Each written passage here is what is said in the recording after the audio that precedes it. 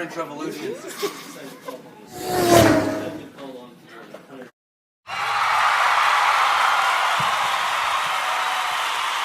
French Revolution began in 1789.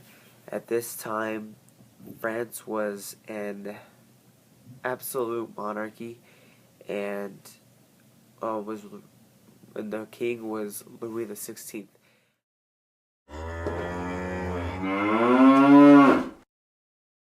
The king ruled by divine right, which means that God gave the king rule under God, and no one could question him because God put him in power.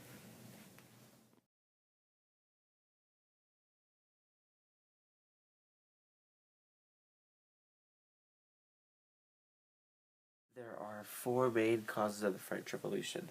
One cause is enlightenment ideas. Another is internal problems like debt and the bread thing, where bread prices went up and a lot of peasants couldn't afford it because of the bad winter and the crops were growing, so they had to raise the prices on bread. Weak leadership. Louis XVI wasn't a great leader, and he didn't know what he was doing, and he wasn't a strong leader, so seemed like people just ran over him pretty much. And inequality between the classes, like the third estate didn't get as much voting as the second and first. I mean, they did, but the second and first would always go against the third estate, which made their vote not really count because they'd always lose. And the first and second estate always had special privileges that the third estate did not have.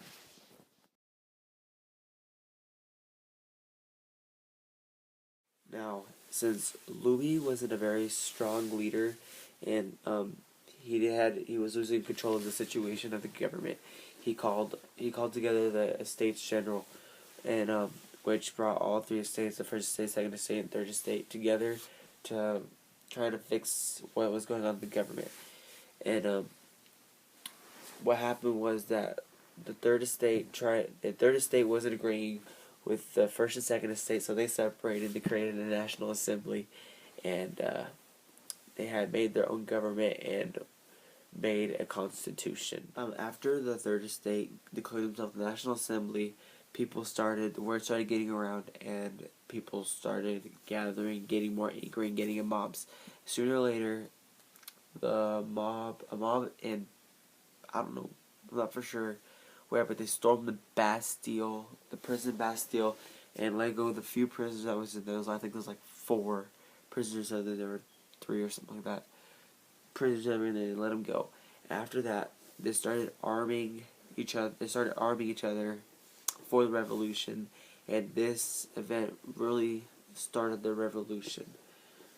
Okay, so after the storm of the Bastille, rumors started going around about Marie Antoinette hoarding bread in the House of Versailles, where the king and queen stayed, and a big mob showed up and pretty much kept the king and queen inside the house, and they pretty much made them stay there, and they ended up they didn't force them to, but they ended up trying to escape their home, and they were caught. They were caught like a day later, and brought back. Hi, I'm Devon. The recorder over there, that guy, he's Robert. Oh my God. Then my buddy Mason's sitting right there too. Say hi, Mason. Hey everybody. Okay, so this one lady, she had a lot of money, so she bought a lot of things. And, yeah, she bought a lot of stuff, and she was from Austria. She's an ostrich. And, the French didn't like ostriches. So, they gave her the guillotine right to her head, completely. They cut it completely off, she couldn't see no more. She couldn't. You're up pretty high there. Don't get a nosebleed. Oh, I won't. Yeah, she couldn't see, she couldn't talk anymore. She wasn't even alive. And, alright, just stop it.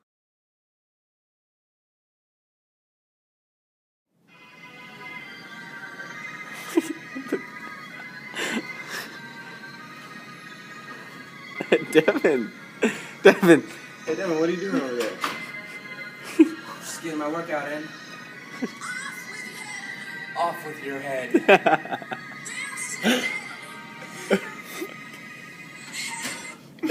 That's a real. Alright, so the king and queen tried to leave on their journey to the other side, and they got caught. And the first thing that they heard when they got caught was "off with your head." And they were put on trial, and they were killed. Like, bye bye, king and queen. And okay, so after the king and queen said their goodbyes to their heads, the government started being taken over by a bunch of buffoons. And they became a republic, and things started to happen, and people were dying.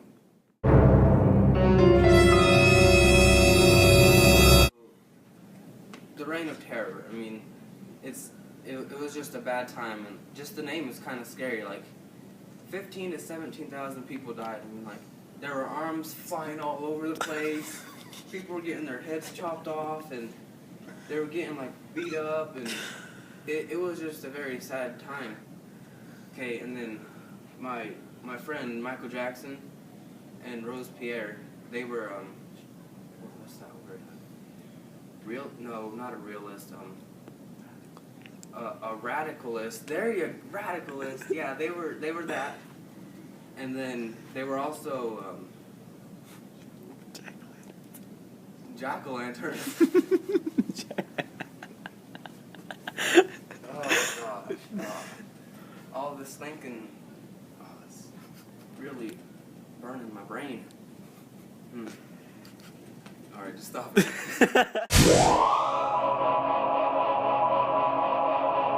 The video. Okay, alright, go. Hello, this is Mason Winter coming to you over the French Revolution. Today I'm going to cover the stuff about what Napoleon did. See, like, he was a war general that moved up the ranks into an emperor through many hard years of work and winning battles and being the best at his craft. He moved up rank by rank into the top of the military. By the time that he was done, he had conquered many battlefields, and he was very loved by all the French people. He took over the country of France when the country was at sort of a weak point. They had 5 men in the office, and he came in and basically said, "You're either with me or I'm going to kill you." And so they all just gave it to him, and they left, and then he was like in charge. So after that, he took a vote because he didn't want to just take over, like be an anarchy leader because of the French Revolution. They had just went over all that for 10 years, and he didn't want to just destroy all the things they had accomplished. So we voted, and he won basically outright that he would be the leader. And he got rid of divine right. He had the Pope come to crown him, and when the Pope went to hand him the crown, he took it from him and crowned himself, basically to say he put himself in office, not God. And he gave the people their power back, and they had rights, and he was a good leader, and everybody loved him. So they kept him forever until he messed up, and they shipped him off to an island that he escaped from, and came back into France, and the king had sent armies after armies to try to stop him, but he stepped out in front of them and said, "Kill me now or join me to take over France." And not a single one of them fired a shot at him. They all just joined him, and then he continued on his reign into France, and then came in and basically kicked out Louis XVIII and took over power again. And this was called the 100 Days. And in this 100 days, he reestablished people's rights and then went to invade Russia. But how he invaded them, he was different than most people that stocked up on all their supplies and then left.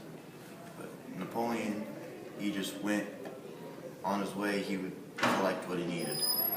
So as he was conquering places, he would just take their crops and feed his troops and everybody that was with him. So that was his plan going to Russia. But the Russians had heard about it, and they torched everything from the border of Russia clear up through Moscow, which was a pretty big deal because that was their capital. So he gets there, and his people are starving, and they hadn't had anything to eat, and they're expecting luscious crops and everything, but they get there and everything's burned, and there's nobody there, and it's just bare, burned ground. So they turn around and come back, and all of a sudden, the Russians are just picking them one at a time off. And so, as Napoleon's returning back to Europe, his men are just getting picked off from behind from the Russian armies. And that's about it. When he got back to Europe, people were ready to kick him out of office, send him back onto an island that he reigned there for basically the rest of his life. The end. See you next time. Okay, guys, so that was the end of the French Revolution. Hope you all learned something interesting you could take home and teach to your children and your grandchildren and their grandchildren. Because this is just some great information that you will need to know, especially when you want to get a job. It'll be on there. Okay. Oh, I'm Devon. This is my buddy Robert. He was in there too. And this is Mason right here. Hi. All right. See you guys.